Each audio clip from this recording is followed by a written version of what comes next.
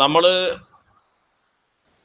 അമല് ചെയ്തുകൊണ്ടിരിക്കുന്ന സന്ദർഭം ഇതിനേക്കാൾ നല്ല അവസരം എനിക്ക് വേറെ വരും. എനിക്ക് വളരെ കുറഞ്ഞ പ്രായമായിട്ടുള്ളൂ.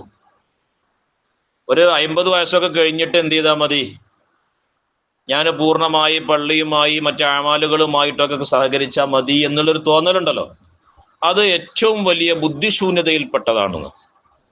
കാരണം ഒരു മനുഷ്യനെ അള്ളാഹു സുബ്ഹാനഹു വ തആല സൃഷ്ടിക്കുമ്പോൾ അവന്റെ അവലും ആഖിറും അള്ളാഹു തആല ആദ്യമേ തീരുമാനിച്ച് വെച്ചിട്ടുണ്ട്. അതിന് അങ്ങോട്ടോ ഇങ്ങോട്ടോ പോകൂല. അപ്പൊ നമുക്ക് ഇപ്പൊ ഉള്ള സമയമുണ്ടല്ലോ, അത് ഏറ്റവും അമൂല്യമായ സമയങ്ങളാണ്.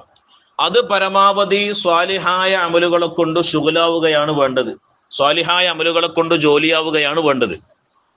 ഇനി കുറച്ച് കഴിഞ്ഞോട്ടെ, ഇപ്പൊ ഞാൻ ഒരുപാട് തിരക്കുകളിലാണ്.